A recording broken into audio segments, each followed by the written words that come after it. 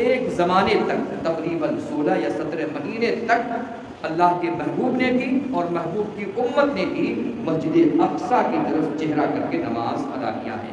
اور اللہ کے محبوب دانائے غیوب ہمارے اور آپ کے آقا کی یہ چاہت تو تھی کہ اے کاش ہمارا قبلہ خانہ کعبہ ہو جاتا، یہ چاہت تھی، زبان پہ آئی نہیں تھی۔ رب تبارک و تعالیٰ نے اپنے محبوب کی چاہت کو اس طرح سے مکمل فرمایا کہ آقا جناب احمد مصطفیٰ محمد رسول اللہ صلی اللہ علیہ وسلم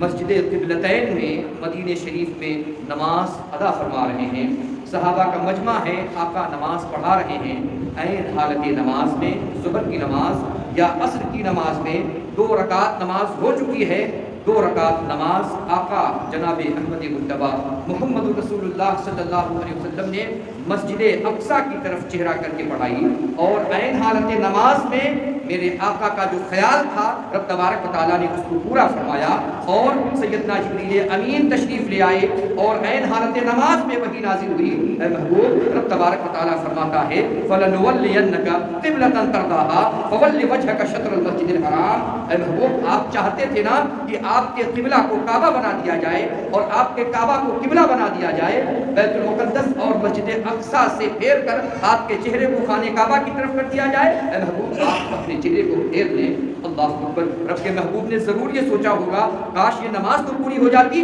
لیکن رب تبارک و تعالیٰ نے فرمایا محبوب نماز بعد میں پوری ہوگی، پہلے آپ کی مرضی پوری کر دی جائے۔ اور عین حالت نماز میں رب تبارک و تعالیٰ کے محبوب نے اپنے رب کے حکم پر عمل کیا اور بالکل 2 رکعت نماز بیت المقدس مسجد اقصیٰ کی طرف نماز پڑھائی چہرہ کر کے، اور 2 رکعت نماز اللہ کے رسول صلی اللہ علیہ وسلم نے خانہ کعبہ کی طرف کر کے پڑھائی، اور پھر بعد میں اعلان کر دیا، اپنے لوگوں میں یہ اعلان فرما دیا اے لوگوں، اللہ کی طرف سے نوید آئی ہے، خوشخبری آئی ہے، رب تبارک و تعالیٰ نے میری چاہت کو بھی مکمل فرما دیا۔ میں نے یہ چاہا تھا اے کاش خانہ کعبہ کو ہمارا قبلہ بنا دیا جائے، رب تبارک و تعالیٰ نے عین حالت نماز میں خانہ کعبہ کو ہمارا قبلہ بنا دیا۔ اب جب تک دنیا قائم رہے گی، مسلمان جہاں کہیں بھی دنیا کا رہے گا، جب بھی وقت نماز آئے گا تو وہ نماز میں بیت المقدس کی طرف نہیں بلکہ خانہ کعبہ کی طرف اپنے چہرے کو توڑ کر وہ نماز ادا کرے گا۔ یہ میں اس وجہ سے بتا رہا ہوں کیونکہ یہ دونوں مسجدوں کی تاریخ اپنے دامن میں بڑی برکتیں رکھتی ہے۔ اللہ کے رسول صلی اللہ علیہ وسلم نے ارشاد فرمایا اگر کسی نے خانہ خدا میں خانہ کعبہ کے اندر 1 رکعت نماز ادا کی یا کوئی ایک نیک کام کیا، رب کے محبوب فرماتے ہیں اس ایک نیک کام کرنے کی بنیاد پر اس کو 1 لاکھ نیکی عطا کی جائے گی۔ آپ سوچیں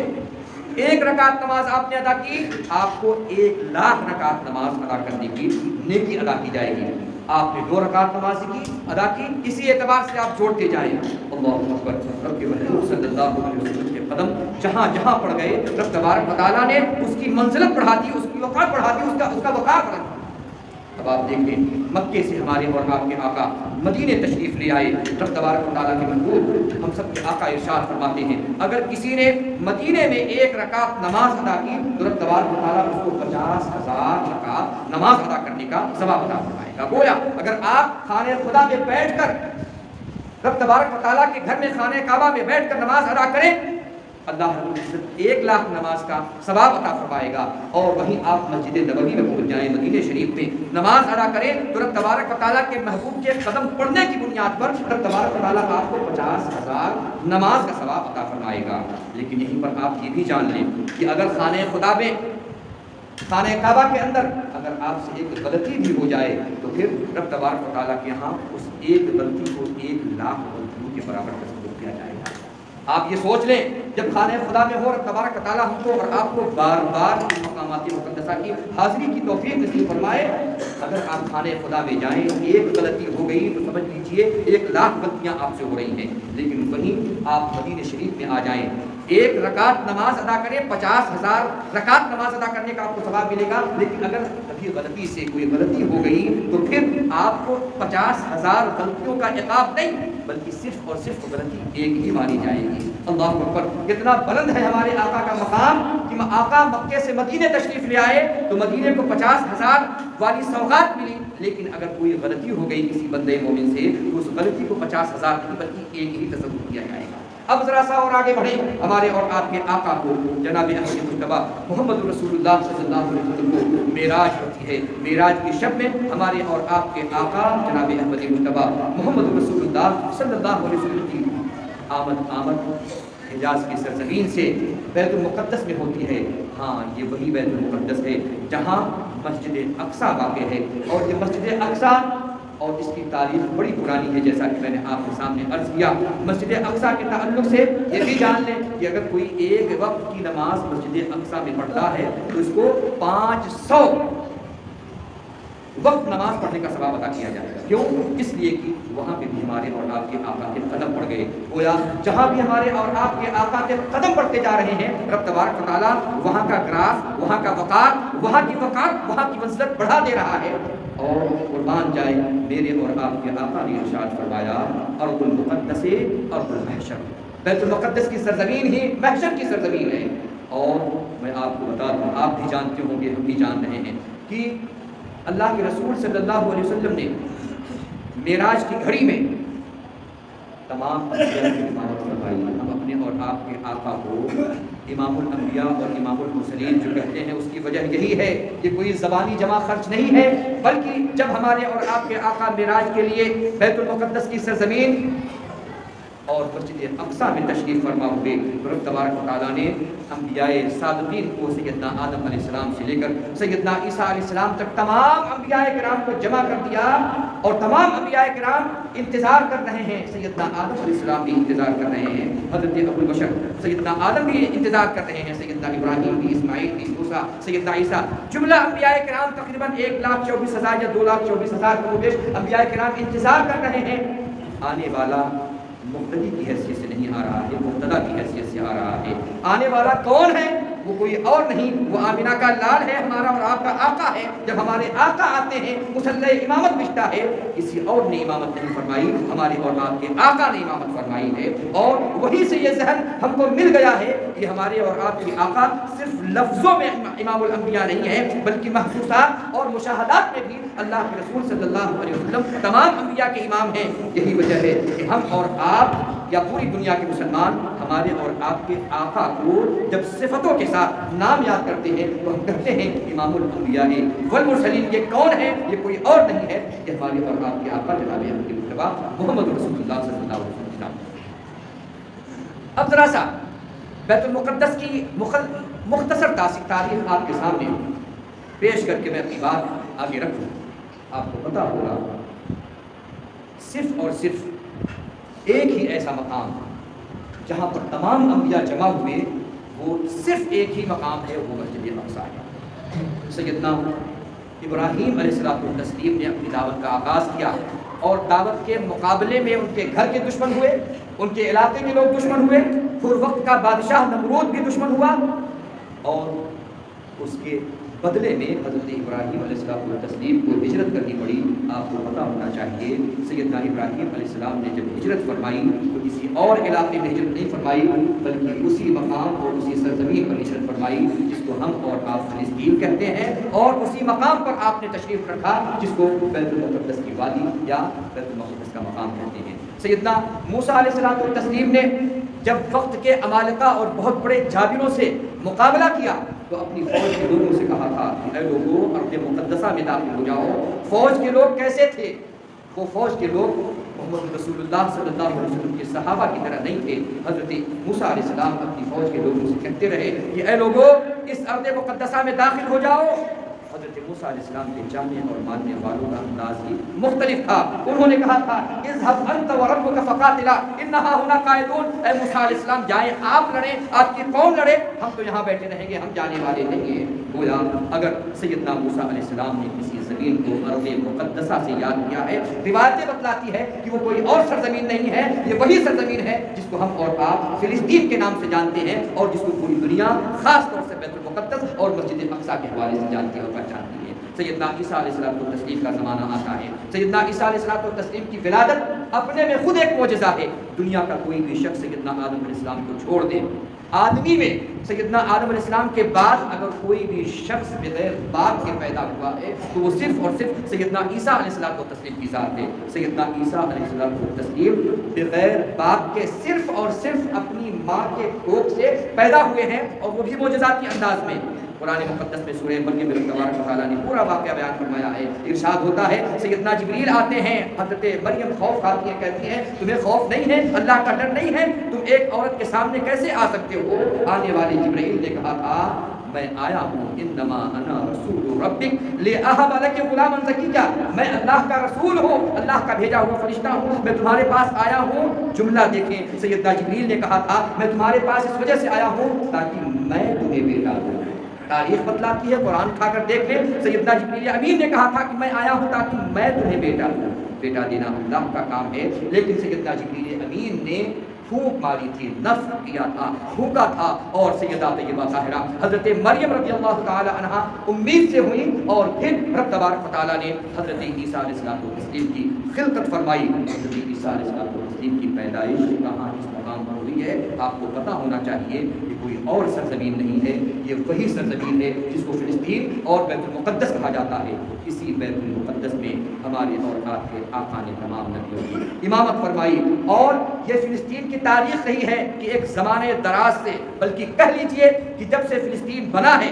اس کے بعد سے ہی وہاں پہ قتل و آرزی کا اور لہو و لعب کا، خون کا سلسلہ جاری ہے۔ ایک زمانہ تھا تقریباً 700 سال تک سیدنا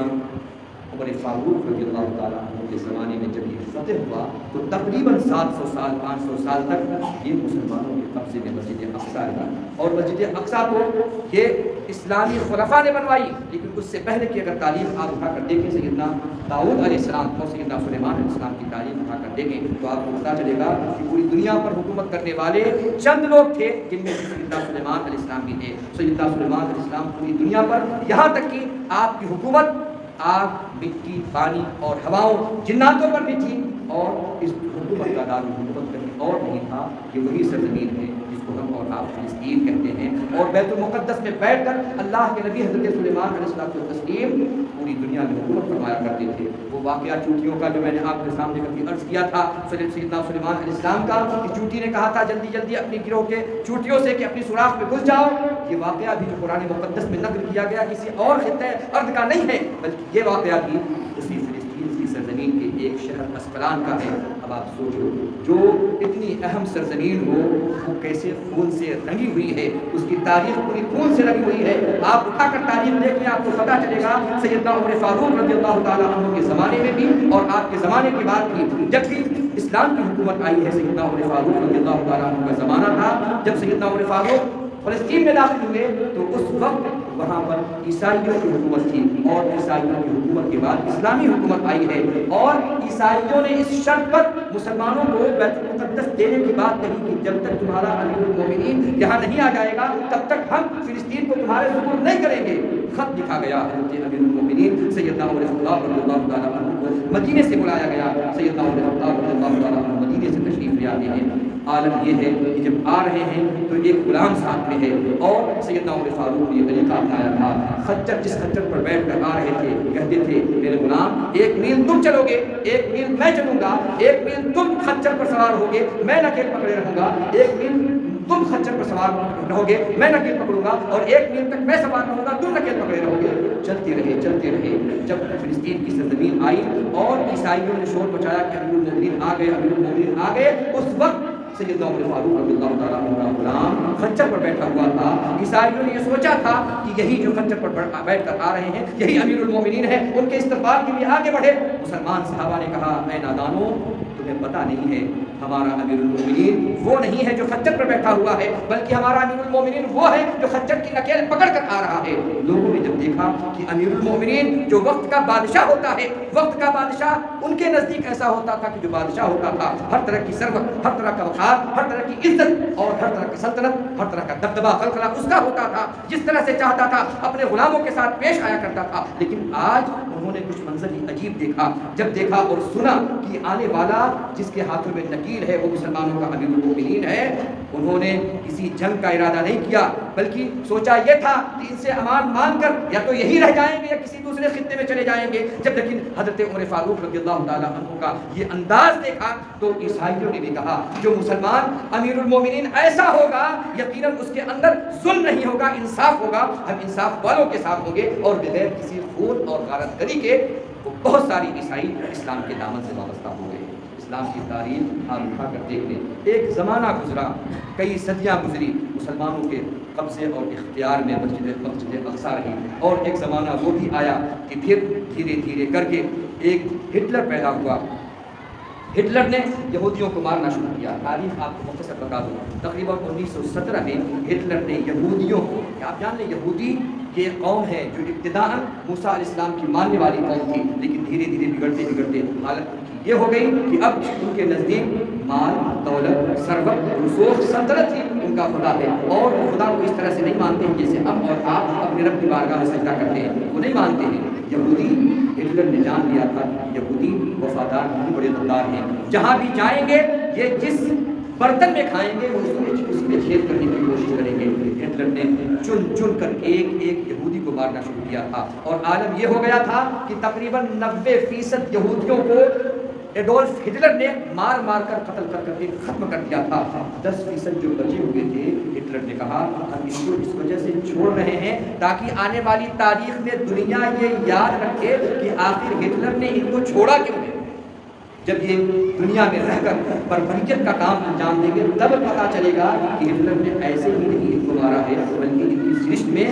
یہ چیز داخل ہے کہ یہ کسی کے ساتھ وفاداری نہیں کریں گے، غداری کے ساتھ پیش آئیں گے۔ 1917 کا زمانہ آیا، 1917 کے بعد دھیرے دھیرے یہودی وہاں چھٹکتے بھٹکتے رہے، اور ایک وقت وہ بھی آیا کہ وہ یہودی دنیا سے ختم ہوتے جا رہے تھے۔ یہودی جہاں بھی جا رہے تھے ان کو رہنے کے لیے کوئی جگہ نہیں دے رہا تھا، کیونکہ سب جان رہے تھے یہ بربر قوم ہے، جہاں بھی جائے گی لڑائی کرے گی، خون بہائے گی۔ یہ امریکہ بھی گئے، برطانیہ بھی گئے، دوسرے ملکوں کا بھی چکر لگایا، لیکن کسی نے ان کو پناہ نہ دی۔ لیکن اگر پناہ کسی نے دی ہے تو رسول اللہ کے غلاموں نے دی ہے۔ وہ غلام جو رسول پاک کو رحمت للعالمین مانتے ہیں، ان کی رحمت کا ایک حصہ مسلمانوں کے اندر بھی موجود تھا، انہوں نے بھی ان نہتے اور ننگے پونگے یہودیوں کو رہنے کے لیے فلسطین میں جگہ دی تھی۔ 4000 کو یہودی تھے، ان کو جگہ دی، اور جگہ دے کے یہ کہا ٹھیک ہے تم کھاؤ پیو اپنا کام کرو۔ کام کرتے رہے، یہ بڑھتے رہے، دنیا کے دوسرے ممالک سے لوگ یہودی آتے رہے، فلسطین میں بستے رہے بستے رہے بستے رہے، اور ایک وقت وہ آیا ان کی طاقت بہت بڑھی، اور یہ بھی ہوا جب ہم اور آپ اپنے ہندوستان کی آزادی کا جشن منا رہے تھے 1947 میں، 1947-48 میں، اسی وقت اس یہودی قوم نے جس کو فلسطینیوں نے جگہ دی، یہ فلسطینیوں کو مارنے کاٹنے لگے، اور پھر انہوں نے اپنی سلطنت کا اعلان کر دیا، اپنی سلطنت کا اعلان کیا، اپنی حکومت کا اعلان کیا، اپنے ملک کا اعلان کیا۔ اور آج عالم یہ ہے کہ وہ فلسطینی جنہوں نے ان کو رہنے کے لیے جگہ دی تھی، کھانے پینے کے لیے اوڑھنا بچھونا اور کھانے پینے کے لیے کھانے پینے کی اشیاء دی تھی، انہیں کو مار کاٹ کر آج وہ اپنے وقت کا استعمال کر رہے ہیں، اس کا پاور لے گئے۔ اور حیرت اس بات کی ہے، آپ سوچیں اگر آپ فلسطین کا نقشہ اٹھا کر دیکھیں تو آپ کو پتہ چلے گا کہ ایک طرف آپ کے اسرائیل کے ارد گرد نقشے میں مصر ہے، دوسری طرف لیبیا ہے، ایک طرف سوریہ ہے، لبنان ہے، عراق ہے، ساری مسلم کنٹریز ہے، مسلم ملک ہیں، سب کے سب مسلم ممالک ہیں، اور ان کی یہودیوں کی پوری تعداد تقریباً 60 لاکھ ہے۔ 60 لاکھ ان کی آبادی ہے، اس سے زیادہ نہیں ہے، لیکن انہوں نے اپنی مکاریوں تیاریوں کے ذریعے سے ایسا پوری دنیا پر قبضہ کر لیا ہے کہ آج ہم صبح میں سو کر اٹھنے کے بعد سے شام کے بستر پر جانے تک بہت ساری ایسی چیزیں ہیں جن کا ہم استعمال کرتے ہیں۔ آپ کو حیرت ہوگی کہ زندگی کے ہر گوشے میں ان کی مصنوعات ہیں، اور اگر آج ہم ان کا استعمال نہ کریں تو ہماری زندگی آگے بڑھ بھی نہیں سکتی۔ کما ہمیں اس سے غرض نہیں، لیکن ہمیں اس سے ضرور گلا اور شکوہ ہے کہ آج جب کہ پوری دنیا میں مسلمانوں کی تعداد لاکھوں کروڑوں میں ہے، لیکن فلسطین کی سرزمین پر اس طرح سے خون خرابہ ہو رہا ہے۔ کوئی آگے بڑھ کر یہ نہیں کہہ رہا ہے کہ کاش تم رک جاؤ، اپنے ان بازوؤں کا اور اپنی ان طاقت کا مظاہرہ نہ کرو، کوئی نہیں کہنے کو آ رہا ہے۔ بغل میں فلسطین کے مصر بھی ہے، مصر کے بعد کی طاقت ہے، بغل میں اردن ہے، لبنان ہے، لیبیا ہے، عراق ہے، یہ ساری ایسی سرزمین ہے جن کو انہی لوگوں نے مل کر طاقت و تاراج کیا۔ ابھی عراق کی حالت آپ نے دیکھا کتنے سال ہوئے، عراق کی حالت دیگر ہو گئی، لیبیا بھی دیگر کو ہوا، یمن کے اوپر کس طرح کی مصیبتیں آئی، ان سب کے اوپر ظاہر ہے یہ اسرائیل کے لوگ پہلے ایک دوسرے کو لڑاتے ہیں اور پھر لڑا کر حکومت کرنا چاہتے ہیں۔ صحیح ہے ان کے ہاتھوں میں طاقتیں ہیں، ان کے ہاتھوں میں پاور ہے، لیکن اے کاش مسلمان بھی کھڑے ہوتے۔ ہم یہ نہیں کہتے کہ لڑائی کرنے کے لیے کھڑے ہوتے، لیکن کم سے کم مسلمان ممالک کھڑے ہو کر یہ کہتے کہ نہیں بہت ہو گیا خون خرابہ، اب خون خرابہ نہیں ہوگا، ہم مسلم ملک ہیں اور ہم ایک کلمہ پڑھنے والے ہیں، ہمارا قرآن ایک ہے، ہمارا رب ایک ہے، ہمارا کلمہ ایک ہے، اور ہم جس طرح سے یہودی پوری قوم پوری دنیا میں کہیں بھی رہے وہ یہ مانتے ہیں کہ ہم متحد ہیں، دنیا کے کسی بھی خطے میں یہودی کسی ایک یہودی کو مارا جائے تو اسرائیل سے فون پہنچتا ہے کہ ہمارے بندے کو تکلیف نہیں ہونی چاہیے۔ ہم یہ چاہتے ہیں کہ کاش ایسا وقت آتا کہ تمام امت مسلمہ کے جو رہنما اور قائد اور لیڈر ہیں وہ بھی متحد ہو جائیں اور یہ کہیں کہ اگر کوئی مسلمان کہیں ایک جگہ ظلمن مارا جائے تو پھر اس کا انتقام لیا جائے گا۔ آپ نے سنا ہوگا کہ چند دن پہلے ایک دن پہلے ایک راکٹ آتا ہے اسرائیل کی طرف سے ایک اسپتال پر گرتا ہے۔ آپ سوچیں اسپتال کا منظر اگر آپ دیکھ لینا یقین مانے آپ کی آنکھوں سے آنسو جاری ہو جائیں۔ چھوٹے چھوٹے بچے، وہ بچے جو بھی دو چند دن کے، آپ ظاہر سی باتیں سمجھتے ہیں ایک دن دو دن کا بچہ کچھ تو کھا نہیں سکتا، اپنی ماں کے دودھ کے سہارے وہ زندگی گزارتا ہے۔ میں نے ایسے بچوں کو بھی دیکھا جو 2 یا 4 دن کے ہیں اور ان کی زبانیں سوکھ رہی ہیں، اللہ کی قسم وہ منظر دیکھا نہیں جاتا ہے، وہ زبانیں ہلا رہے ہیں، کاش ان کو دودھ دے دیا جاتا، لیکن دودھ دینے کے لیے ماں دستیاب نہیں ہے۔ کیوں؟ اس لیے کہ حملے میں ماں شہید ہو گئی ہے۔ سلام ہے ان مسلمانوں کو جو شہید ہوتے جا رہے ہیں اور جہاں پر